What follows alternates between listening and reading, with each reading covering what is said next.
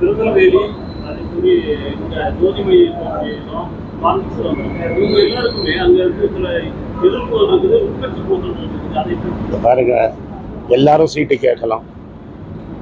நாங்கள் ஒரு தேசிய கட்சி.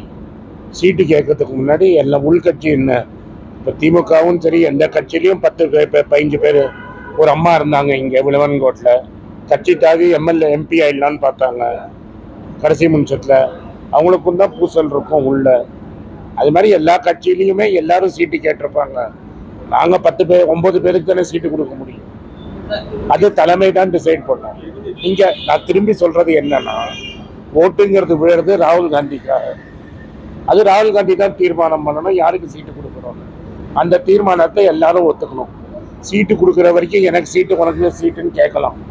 பட் ஒன்ஸ் தலைவரும் மல்லிகார்ஜுன கார்கேயும் டிசைட் பண்ணிட்டாங்கன்னா நம்ம எல்லாரும் ஒத்துமையாக தான் நம்ம சண்டை போடணும்.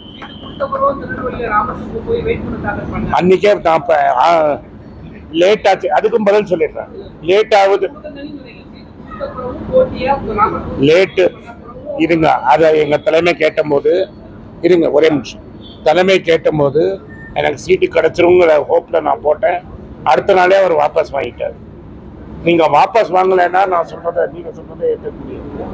அடுத்த நாளே ஒரு டிசிப்ளின் சோல்ஜராக வாபஸ் வாங்கிட்டார். நாங்கள் எங்கேயாவது ஃபண்ட் ஆஃபீஸில் ஏமாத்திட்டு சீட்டு கொடுத்தோமா?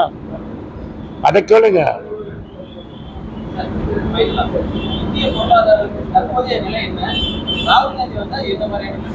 இப்போதைக்கு இருக்கிற பொருளாதார நிலைமை ஒரு 4-5 முதலாளிகளுக்கு சாதகமா இருக்கிற பொருளாதாரம். அதாவது படிச்ச இளைஞர்களுக்கு வேலை இல்லை, விலைவாசி ஏறிட்டு இருக்கு. சில பணக்காரர்களுக்கு ஸ்டாக் மார்க்கெட்ல நல்ல சம்பாத்தியம். ஒரு 3-4 பேருக்கு எல்லா கான்ட்ராக்டும் கிடைச்சிட்டு இருக்கு. எல்லா கம்பெனி கான்ட்ராக்டும் ஒரு 2-3 பேருக்குமே போயிட்டு இருக்குது. அது மாதிரி இது நாங்கள் வந்தோம்னா டெஃபினட்டாக மிடில் கிளாஸுக்கும் ஏழைகளுக்கும் ஏற்ற பொருளாதாரமாக இருக்கும். முதல் வேலையாக 10 லட்சம் சென்ட்ரல் கவர்மெண்ட் வேலையை ஃபுல்லப் பண்ணிடுவோம். அதை நீங்கள் பொன்னார கேளுங்களேன். 10 லட்சம் கவர்மெண்ட் போஸ்ட் வேக்கண்ட்டாக இருக்குது. ஒரு கையெழுத்தில் மோடி 10 லட்சம் பேருக்கு வேலை கொடுக்கலாமே. அவர் கொடுக்க மாட்டார், செலவாகும். நாங்கள் அந்த 10 லட்சம் வேலையை கொடுத்துட்டு பெரிய கார்பரேட்டுகளின் பணத்தை எடுத்து மக்களுக்கு டெஃபினட்டாக கொடுப்போம். அதுதான் 2 பொருளாதாரத்துக்கும். இது மக்களாட்சி. நாங்கள் எங்கள் ஆட்சி மக்களாட்சி, மோடியின் ஆட்சி கார்பரேட்டுகளின் ஆட்சி. அதுதான் வித்தியாசம். அதான் சார், ஃபண்ட் ஆஃபீஸில் போன பணத்தை விசாரினா பேச மாட்டேங்கிறீங்க. கருப்பு பணம் 10 வருஷமா பேசிட்டு இருக்கீங்க. செக்கு உங்க சிவகங்கை கேண்டிடேட் செக் பவுன்ஸ் பண்ணியிருக்கிறாரு. அங்க சிபிஐ வரல, இடி வரல, ஐடி வரல. 2 சீஃப் மினிஸ்டர் ஜெயிலில் இருக்காங்க. ஒரு டெப்டி சீஃப் மினிஸ்டர் ஜெயிலில் இருக்கிறாரு.